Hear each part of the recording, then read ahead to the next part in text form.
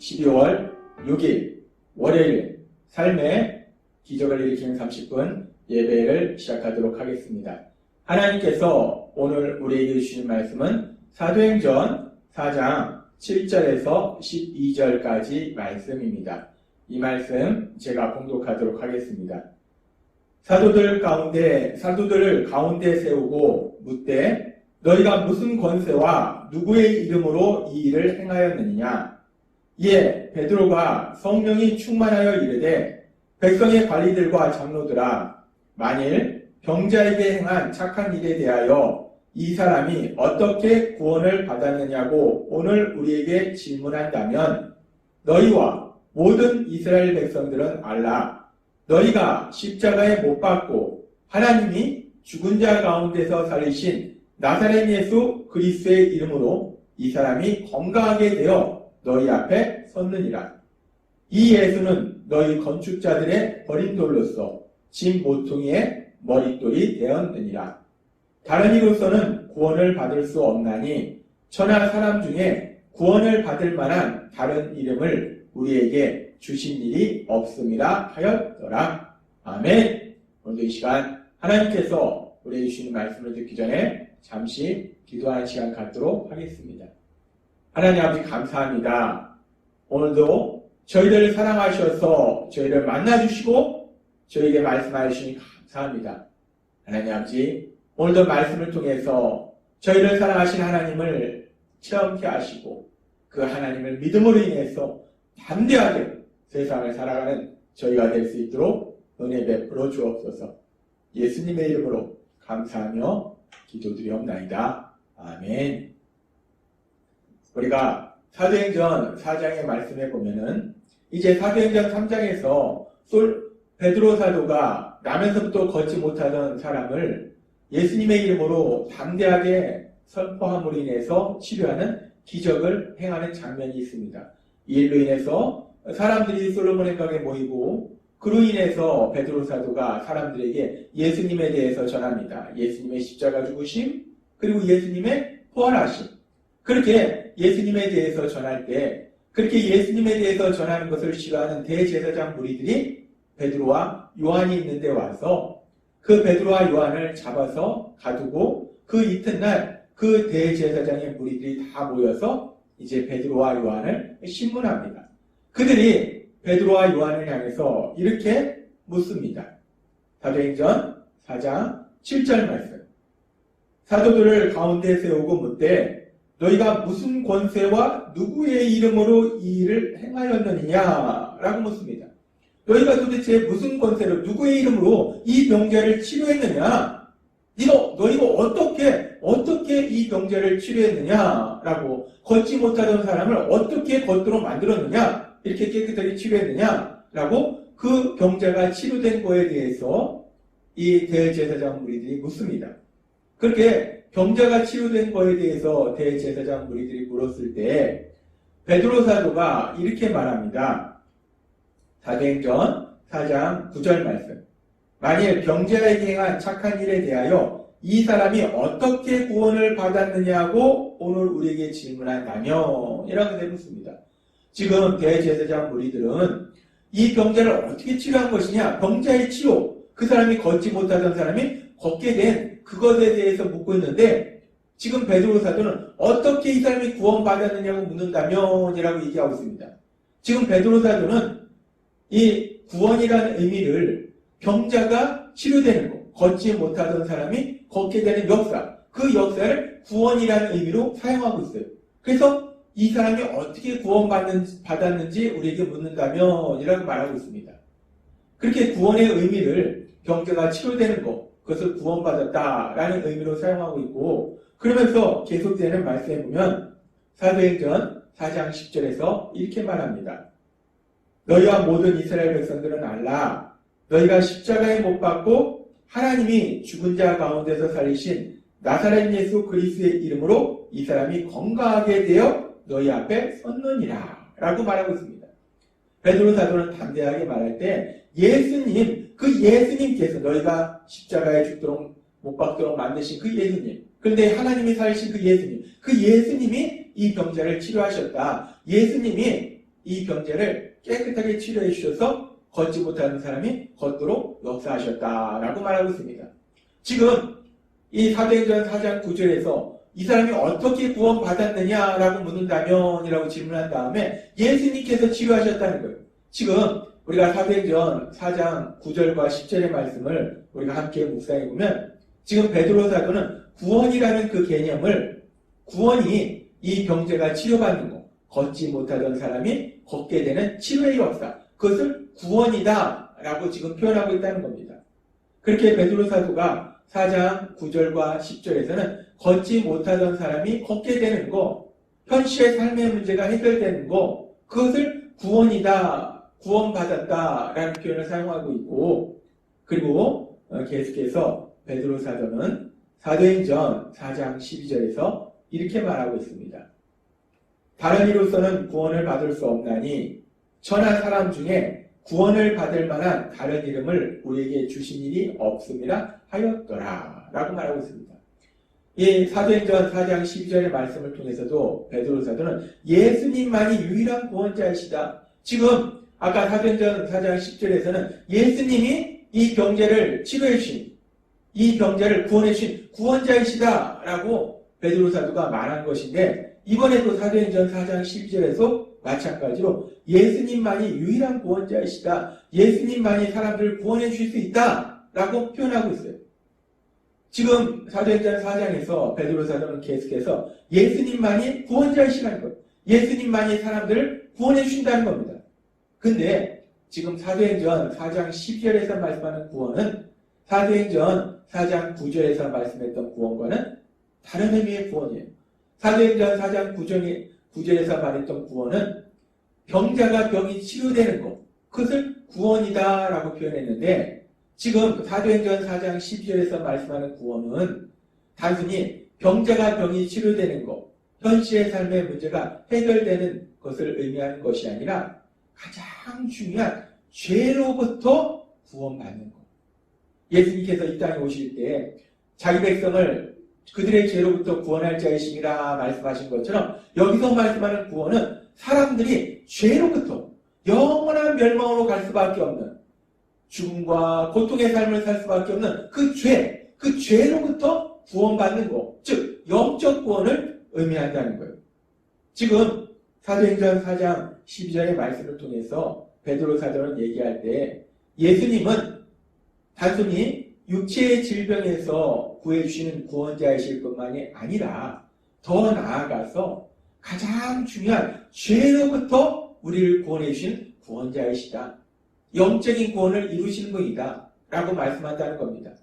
지금 사도행전 4장의 말씀을 우리가 읽고 묵상하다면 예수님은 우리의 구원자이신데 그 구원이라는 것이 죄로부터의 구원인 영적인 구원의 의미도 있고 또 현실의 삶의 문제로부터의 구원인 그런 구원의 의미도 있다는 것을 우리가 알 수 있습니다.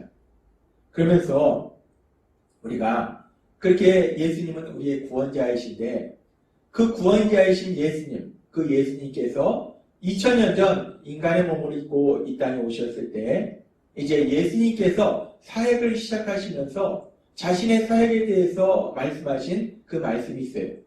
예수님께서 자신의 고향 나사렛 지역의 한 회당에 들어가셔서 사람들이 주는 성경책을 펴서 말씀을 읽는데 어디를 읽냐면은 이사야서의 말씀을 읽어요. 이사야서 61장 1절에서 2절의 말씀을 읽습니다. 그 말씀이 그렇게 예수님께서 나사렛의 한 회당에 들어가셔서 이사야서의 말씀을 읽으신 그 장면이 누가복음 4장 18절과 19절에 이렇게 말씀합니다. 주의 성령이 내게 임하셨으니 이는 가난한 자에게 복음을 전하게 하시려고 내게 기름을 부으시고 나를 보내사 포로된 자에게 자유를, 눈먼 자에게 다시 보게 함을 전파하며 눌린 자를 자유롭게 하고 주의 은혜의 해를 전파하게 하려 하심이라 하였더라 라고 예수님께서 이사야서 61장 1절과 2절의 말씀을 사람들 앞에서 선포하세요. 예수님께서 이사야서의 말씀을 펴서 이 말씀을 사람들한테 선포하시고 그리고 예수님께서 계속해서 이렇게 말씀하십니다. 누가복음 4장 21절 말씀. 이에 예수께서 그들에게 말씀하시되 이 글이 오늘 너희에게 응하였느니라 하시니 라고 말씀합니다. 예수님께서 이사야서 61장 1절에서 2절의 말씀을 사람들에게 선포하시고 이 말씀이 오늘 너희에게 응하였느니라. 이 말씀은 뭐냐면 이 말씀 그대로 이제 현실로 이루어지고 있다라는 말씀이에요. 그렇습니다. 지금 이사야서 61장 1절과 2절의 말씀은 하나님께서 약속하신 메시아, 그리스도, 구원자, 그 구원자가 이 땅에 오실 때에 어떤 사역들을 이루시는가, 그 구원자가 하시는 일에 대한 예언의 말씀이라는 거예요. 그 예언의 말씀 속에서 지금 오늘 우리가 읽은 누가복음의 말씀처럼 구원자가 오시면, 그렇게 성령님이 임하신 분이 오시면, 주의 기름 부음을 받은 분이 오시면 이제 가난한 자에게 복음을 전파하시고 특별히 포로된 자에게 자유를 주신다는 거예요. 근데 그 구원자가, 그 성령님이 함께 하시고 기름 부으신 분이 바로 예수님이시기 때문에 이제 그 예수님이 이 땅에 오셨기 때문에 예수님에 대한 그 예언의 말씀인 이사야서 61장 1절과 2절의 말씀이 이제 현실의 삶 속에 이루어진다는 거예요. 가난한 자에게 복음이 전파되고 포로된 자에게 자유함을 주시는 그런 놀라운 역사가 일어난다는 겁니다. 그러면서 지금 예수님이 말씀하신 이사야서 61장 1절에서 2절에 말씀하고 있는 부분을 우리가 조금 더 자세히 살펴보면 여기서 보면은 이제 구원자가 오시면 가난한 자에게 복음을 전파하시고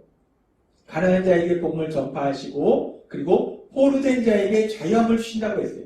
그렇게 포로된 자에게 자유함을 주신다. 포로된 자에게 자유함을 주신다는 것이 무엇인가? 이것은 1차적으로는 사도행전 2장 38절의 말씀처럼 베드로가 이르되 너희가 회개하여 각각 예수 그리스도의 이름으로 침례를 받고 죄 사함을 받으라 라는 말씀처럼 이제 구원자가 오시면 그 구원자를 통해서 우리가 복음의 말씀을 듣게 되고 그래서 우리가 회개하고 예수님을 믿으면 죄 사함을 받게 된다는 거예요. 죄 사함을 받는다. 여기서 죄 사함을 받는다는 이 말씀을 헬라어로 살펴보면 사함을 받는다라는 말씀은 헬라로 아페시스라는 단어를 사용하는데 이 아페시스라는 단어는 자유롭게 된다는 거예요. 따라서 죄 사함을 받는다는 것은 우리가 생각할 때 죄를 용서받는 것인데 그 죄를 용서받는다는 것은 결국 뭐냐면 죄에서 자유롭게 된다는 것입니다. 따라서 지금 구원자가 오셨을 때, 메시아가 오셨을 때 포로된 자에게 자유를 주신다는 것은 1차적으로는 죄로부터 자유를 주신다라는 말씀이에요. 죄로부터 자유를 주신다. 그렇게 포로된 자가 자유함을 얻는다는 것은 죄로부터 자유함을 얻는 것, 즉 영적 구원을 얻는 것, 그것을 의미해요. 구원자가 오시면 우리를 영적으로 구원해 주시는 거예요. 그리고 우리가 이 포로된 자에게 자유함을 주신다는 것은 물론 1차적으로는 죄로부터 자유함을 얻게 되는 것인데 자유롭게 해주신 것인데 그런데 우리가 알다시피 그 죄의 결과가 무엇인가? 죄의 결과는 죽음과 저주와 고통이라는 것. 죄는 우리 삶의 모든 고통의 근본적인 원인이라는 겁니다. 따라서 구원자가 우리를 죄로부터 자유롭게 하신다는 것은 당연히 그 결과로 어떤 현실적인 결과가 일어나는가? 우리의 모든 삶의 고통, 그 고통을 주는 삶의 문제들, 그 문제들로부터 우리가 자유함을 누리게 된다는 것입니다. 그렇습니다. 구원자가 오실 때 구원자가 오셨어. 그리스도가 오셨어. 우리 삶 속에 어떤 역사를 이루시는지 하나님신 예수님께서 이사야서의 말씀을 통해서 우리에게 말씀해 주신 것처럼 구원자가 오시면 포로된 자에게 자유를 주신다는 거예요.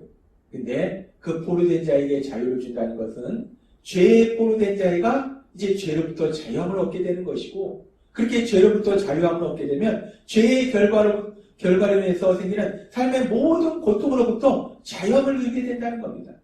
따라서 포로된 자가 자유함을 주신다는 것은 죄로부터 자유함을 누리는 영적 구원을 주시는 것이고 단순히 영적 구원만 주시는 것이 아니라 더 나아가서 그 영적 구원을 인해서 현실적으로부터 구원을 받는 것. 사도행전 4장에 나오는 말씀처럼 현실적으로 그의 삶을 40년이 넘도록 짓누르고 있던 그 가장 심각한 문제, 걷지 못하는 그 질병으로부터 치료되는 그 역사 또한 구원자가 이루신 구원의 결과라는 겁니다. 그래서 지금 사도행전 4장에 보면은 베드로 사도는 구원받았다라는 그 표현을, 구원이라는 그 표현을 두 가지 의미에서 사용하고 있는 거예요. 구원이라는 그 의미를 1차적으로는 죄로부터의 구원, 영적인 구원을 의미하는 것으로도 표현하고, 또 어떤 때는 질병으로부터 치료받는 것, 현실의 문제로부터 구원받는 것, 거기도 그 구원도 구원이다 라고 표현한다는 것입니다. 하나님은 오늘 우리에게 다시 한번 아주 중요한 진리를 말씀하실 때, 우리가 우리의 죄를 회개하고 예수님을 구주와 주님으로 믿으면 우리가 죄사함을 받습니다. 우리가 구원을 받아요. 근데 그 구원은 물론 1차적으로는 죄로부터 자유함을 누리는 것, 영적 구원을 받는 것이고, 그리고 그렇게 영적 구원을 받을 때 또한 영적 구원의 차원에서 머무는 것이 아니라 우리의 삶의 현실에서도 우리는 구원을 받는다는 거예요. 우리를 괴롭히는 모든 삶의 고통으로부터 우리는 구원을 받는다는 거예요. 따라서 잠깐 동안 우리가 삶 속에 이런저런 문제를 만나겠지라도 결국은 그 모든 고통에서, 저주에서 우리가 자유함을 누리기 때문에 결국은 하나님이 주신 기쁨과 평안을 누리는 참된 행복을 누리게 될 걸 믿습니다. 하나님께서 오늘 우리에게 주신 말씀을 믿음으로, 또한 우리가 그렇게 성령님의 역사하심을 해서 회개하고 예수님을 구주와 주님으로 믿음으로 인해서 구원받았음으로 인해서 우리가 물론 죄에서 구원받는 영적인 구원을 받았고, 또한 우리 삶 속에서 현실적인 구원, 그 현실적인 구원까지 이루신 그 하나님의 역사하심을 인해서 우리가 날마다의 삶 속에 비록 잠깐 동안은 힘들고 어려운 순간이 있을지라도 하나님이 우리에게 주신 그 구원으로 인해서 하나님 주시는 참된 행복을 누리시는 여러분이 되시길 주님의 이름으로 축원합니다. 기도하겠습니다. 하나님 아버지 감사합니다. 오늘도 저희들 사랑하셔서 말씀하여 주시니 감사합니다. 하나님께서 우리에게 주신 구원은 1차적으로는 영적인 구원이고, 그 구원이 단순히 영적인 구원에서 머무는 것이 아니라 영적인 구원을 받은 그 삶은 또한 현실의 삶 속에서도 하나님께서 구원을 주신다 말씀하셨습니다. 하나님께서 주신 구원으로 인해서 우리가 날마다의 삶 속에 하나님의 은혜로 인해서 하나님 주신 참된 행복을 누리는 저희 모두가 될 수 있도록 은혜 베풀어 주옵소서. 예수님의 이름으로 감사하며 기도드리옵나이다. 아멘. 이 시간도 하나님께서 우리에게 주신 말씀 묵상하면서 조용히 기도하는 시간 갖도록 하겠습니다.